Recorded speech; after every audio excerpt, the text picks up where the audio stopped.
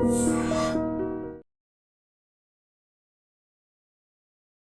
Dream చూస్తున్న ప్రేక్షకులందరికీ నమస్కారం. ఈరోజు మనతో పాటు ప్రముఖ ఆధ్యాత్మికవేత్త, జ్యోతిష్య పండితులు, ఇంటర్నేషనల్ అవార్డు గ్రహీత, శ్రీ విద్యా ఉపాసకులు డాక్టర్ బమిడి సుదర్శన్ శర్మ గారు మనతో పాటు ఉన్నారు. గురుగారితో మాట్లాడదాం. నమస్కారం గురుగారు. నమస్కారం అమ్మా.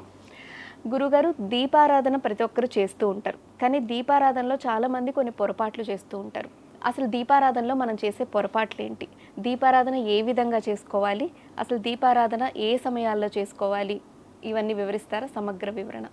మంచి ప్రశ్న వేసావమ్మా. ఈ విషయం గురించి కాస్త మాట్లాడుకోబోయే ముందు ఆధ్యాత్మికంగా దైవ ప్రార్థన చేసుకుని విషయంలోకి వెళ్దామమ్మా.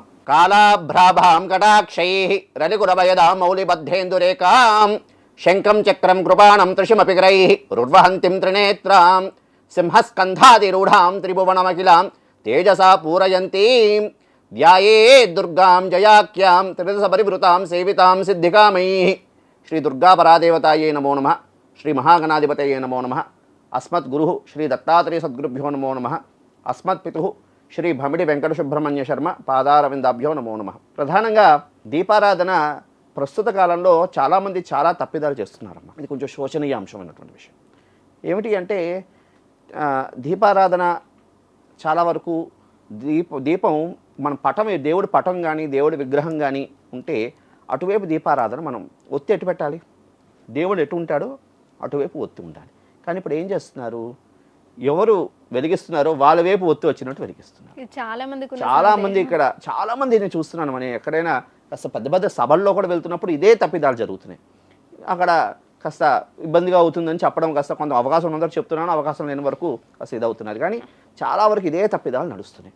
అయితే ఇదొక విషయం. ఇంకొక విషయం ఏంటి అంటే అసలు మనం దీపారాధన ఎందుకు చేయాలి? అగరబత్తి వెలిగించేస్తే అయిపోతుంది కదా, దీపారాధన ఎందుకు చేయాలి? దీపారాధన చేయడం వల్ల ఏమిటి వస్తుంది అంటే మనకి అజ్ఞానం అనేటువంటి చీకటి, అంటే దీపం జ్యోతి పరబ్రహ్మ, దీపంలోని సాక్షాత్తు అగ్నిస్వరూపమైనటువంటి దేవుణ్ణి మనం చూస్తున్నాం. ప్రత్యక్షంగా దేవుణ్ణి మనం చూడగలమా? దేవుణ్ణి మనం చూడలేం. కానీ దేవుణ్ణి మనం చూస్తున్నాం, ప్రత్యక్షంగా రూపంలో ఉన్నట్టు అగ్నిస్వరూపంగా దేవుణ్ణి మనం చూస్తున్నాం.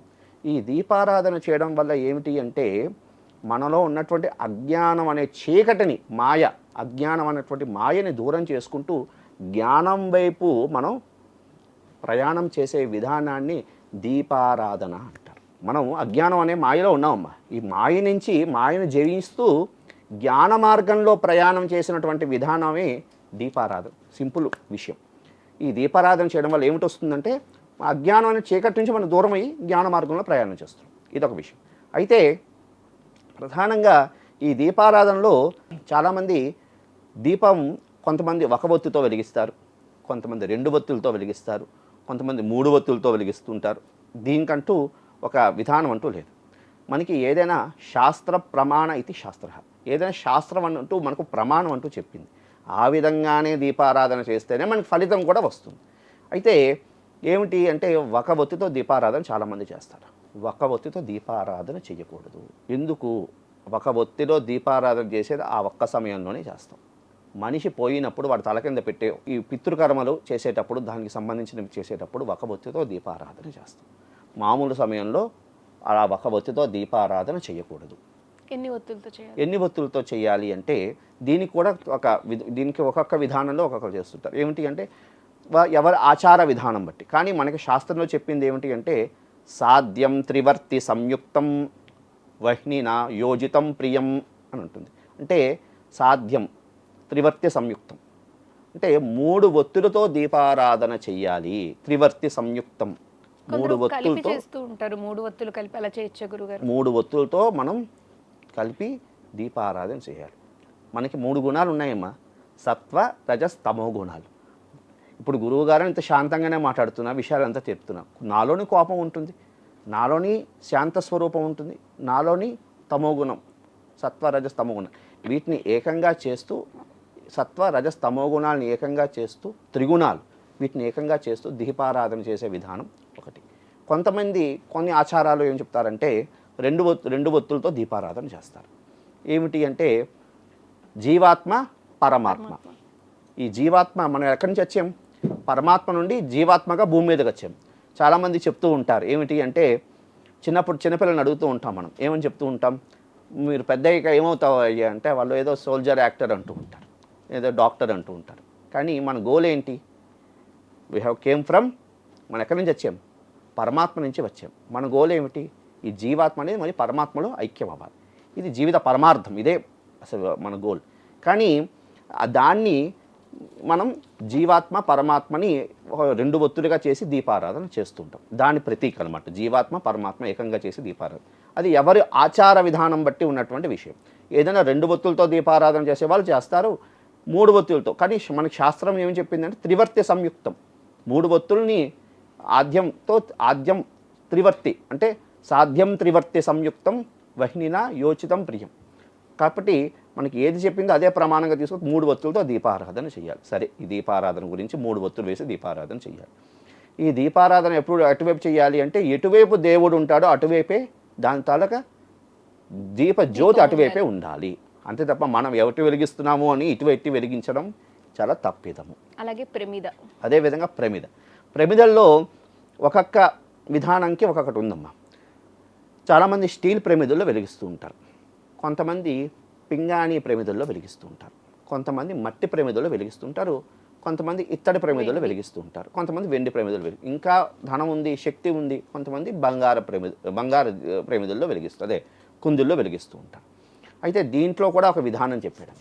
పింగాణివి అదేవిధంగా స్టీల్ కుందిల్లో దీపారాధన చెయ్యకూడదు.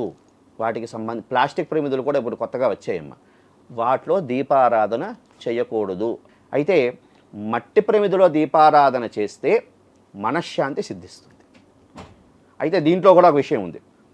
ఆ మట్టి ప్రమిది అంటే రోజుకొక మట్టి ప్రమిదతో వెలిగించాలా గురువుగారు అని సందేహం వస్తుంది. రోజుకొక మట్టి ప్రమిద అంటే 365 రోజులు. మనకి 300 మట్టి ప్రమిద ఎక్కడ కొనుక్కుంటామమ్మా? అది అయ్యేది కాదు కదా. కాబట్టి వాళ్ళు దీపారాధన చేసామనుకోండి, చక్కగా ఆ మట్టి ప్రమిదని చక్కగా శుభ్రం చేసుకుని అది తర్వాత నెక్స్ట్ డే కూడా అది వెలిగించుకోవచ్చు. ఇంకొక విషయం అమ్మ, మనశ్శాంతి కోసం అయితే మట్టి ప్రమిదతో దీపారాధన చేయాలి. ఒత్తి కూడా చక్కగా మార్చాలి, ప్రమిది కూడా శుభ్రం చేసి చక్కగా దీపారాధన చేయాలి. ఇంకొకటి ఏమిటన్నాడంటే వెండి ప్రమిదలో వెలిగించడం సర్వత్రా శ్రేయోదాయకం, విశేషమైనటువంటి కార్యసిద్ధి కలుగుతుంది. వెండి ప్రమిదలో వెలిగించడం వల్ల కార్యసిద్ధి కలుగుతుంది. అదేవిధంగా పంచలోహాలతో తయారైనటువంటి కుందులో దీపారాధన చేయడం వల్ల ఐశ్వర్య ప్రాప్తి అని అన్నారు.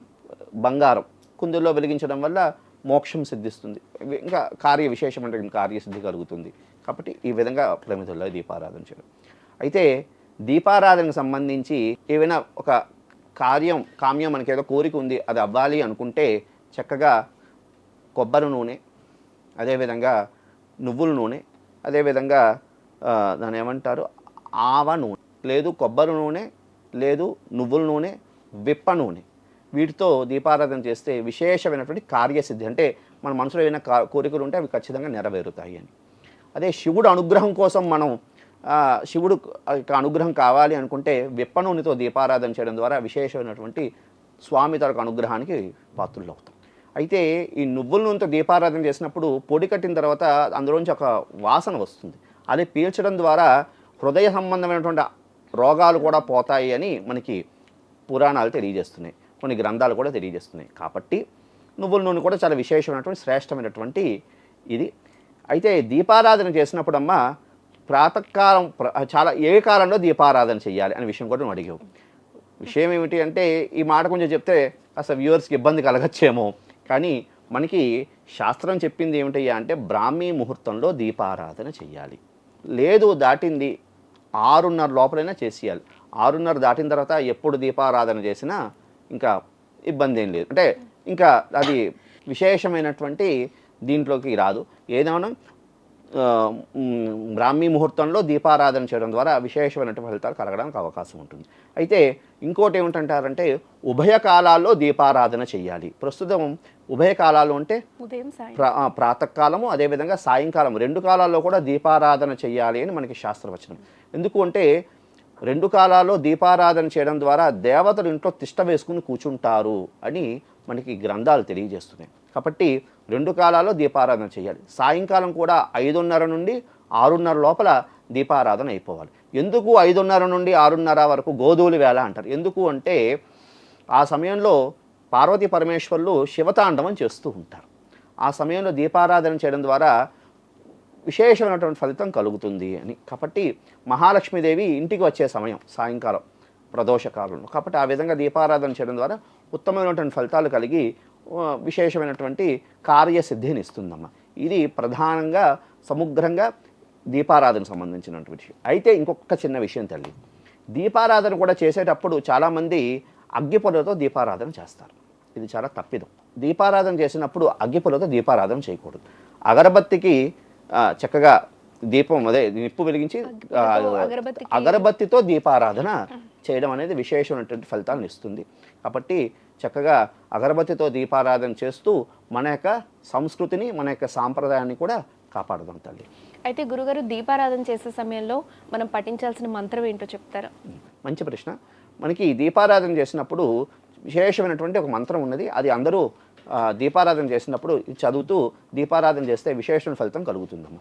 ఏమిటి ఆ మంత్రం అంటే, భక్త్యా దీపం ప్రయచ్చామి దేవాయ పరమాత్మనే త్రాహి మాం నరకాత్ ఘోరాత్ దివ్యర్జ్యోతి నమోస్తుతే. ఈ యొక్క శ్లోకాన్ని చదువుతూ దీపారాధన చేసి, దీపారాధన చేసిన వెంటనే అవసరార్థే నివేదనం సమర్పయామి అని ఒక చిన్న పటిక ముక్క కానీ లేదా ఖర్జూర ఫలం కానీ దీపారాధన అయిన వెంటనే ఈ నివేదన చేయడం ద్వారా ఉత్తమమైనటువంటి కార్యసిద్ధి కలగడానికి, ఫలితాలు రావడానికి కూడా అవకాశం ఉంటుంది. ఎప్పుడైనా దీపారాధన చేసిన వెంటనే నివేదన చెయ్యాలమ్మా. ఎందుకంటే మనం స్వామిని దీపస్వరూపంగా మనం దేవతని దర్శనం చేసుకుంటున్నప్పుడు వెంటనే నివేదన చేయడం ద్వారా మంచి ఫలితాలు కలుగుతాయి. కాబట్టి ఈ విధంగా ఈ శ్లోకం చదువుతూ దీపారాధన చేసిన తర్వాత నివేదన చేసుకోవాలి. ఈ శ్లోకం కష్టంగా ఉంది అంటే దీపదేవతాయై నమః అంటూ నమస్కారం చేసుకుంటూ చక్కగా దీపారాధన చేయడం ద్వారా ఉత్తమమైన ఫలితాలు కలగడానికి అవకాశం ఉంటుంది. అయితే గురుగారు, మీరు దీపారాధన గురించి చెప్తున్నారు కాబట్టి, అంటే ఇంట్లో మగవాళ్ళు దీపారాధన చేయాలనేది అంటూ ఉంటారు. ఇదిలో ఎంతవరకు వాస్తవం ఉంది గురుగారు? అమ్మ, దీనికి సంబంధించి గృహలక్ష్మి అంటారు. ఇది గృహలక్ష్మి. అమ్మలు దీపారాధన చేయాలి, అయ్యవార్లు దీపారాధన చేయాలి. అమ్మలు అంతా ఆ దీపానికి సంబంధించినటువంటి ద్రవ్యాన్ని అంతా అంటే ఆ ప్రమిదులు అన్నీ సమకూర్చి ఆ దేవుడిని అంతా శుభ్రం చేస్తే అయ్యవారు దీపారాధన చేయడం ద్వారా విశేషమైన లక్ష్మీ కటాక్షం కూడా కలుగుతుంది. భర్తలే చూసుకుంటారు కదా, ఇంకా నాకు సంబంధం లేదని అమ్మలు అలాగ ఇచ్చేయడానికి అవకాశం లేదు. ప్రాతకాలం భర్తల దీపం వెలిగించి ఇచ్చేసినప్పుడు అమ్మలందరూ కూడా దానికి సంబంధించి శుభ్రంగా ప్రముదుల్ని శుభ్రంగా దేవాలయం అంటే దానికి దేవతా మందిరం అంతా శుభ్రం చేసి ఉంచితే మీరు చక్కగా దీపారాధన చేస్తారు. ప్రదోషకాలం సాయంకాలం అమ్మలందరూ కూడా మహాలక్ష్మి అమ్మవారి ఇంటికి రావాలి, గృహం అంతా వర్ధిల్లాలి అనేటువంటి భావనతో గృహం అంతా కూడా అభివృద్ధిలోకి రావాలి, సంతానం అంతా అభివృద్ధిలోకి రావాలి అని వారి సాయంత్రం దీపారాధన చేయడం ద్వారా ఉత్తమమైనటువంటి ఫలితాలు కలుగుతాయి తల్లి. అంటే ఆడవాళ్ళు చేయడం వల్ల అంత ప్రతిఫలం రాదంటారా? అట్లా ఏం లేదమ్మా. ఫలితం వస్తుంది, ఆడవాళ్ళు చేసే ఫలితం రాదు అని లేదు. ఇద్దరు, ఎందుకంటే ఒక గృహలక్ష్మి అన్నారు, గృహంలో లక్ష్మియే దీపారాధన చెయ్యాలి అని కొన్ని విషయాలు తెలియజేస్తున్నాయి. కాబట్టి ప్రాతకాలం భర్తలకు అందిద్దాం, వాళ్ళకు కూడా పుణ్యం పురుషార్థం రావాలి కదా. ఉదయం వాళ్ళు చక్కగా దీపారాధన చేసుకుంటారు, వాళ్ళకి పుణ్యం పురుషార్థం రావాలి. సాయంకాలం మహాలక్ష్మి స్వరూపమైన అమ్మలందరూ కూడా దీపారాధన చేస్తే ఇంకా ఉత్తమమైనటువంటి ఫలితాలు కలిగి కుటుంబం అభివృద్ధిలోకి వస్తుంది తల్లి. అది విషయం. దీపారాధన గురించి సమగ్ర వివరణ ఇచ్చారు. ధన్యవాదాలు గురుగారు. శుభమస్తు. కాలే వర్షదు పర్జన్యః పృథివీ శస్యశాలిని దేశోయం క్షోభరహితః బ్రాహ్మణా సంతు నిర్భయః. స్వస్తి. శుభమస్తు. And for more videos, Please subscribe to iDream channel. Subscribe to iDream Media. Please subscribe to iDream. Please subscribe to iDream. Please subscribe iDream. And please subscribe to iDream. For more videos, subscribe to iDream. please like, share and subscribe to the channel. Congratulations, iDream. Subscribe to iDream. Subscribe to iDream. So subscribe to iDream Media. iDream ki iDream team andarki huge congratulations. Please subscribe iDream Media. Please subscribe to iDream.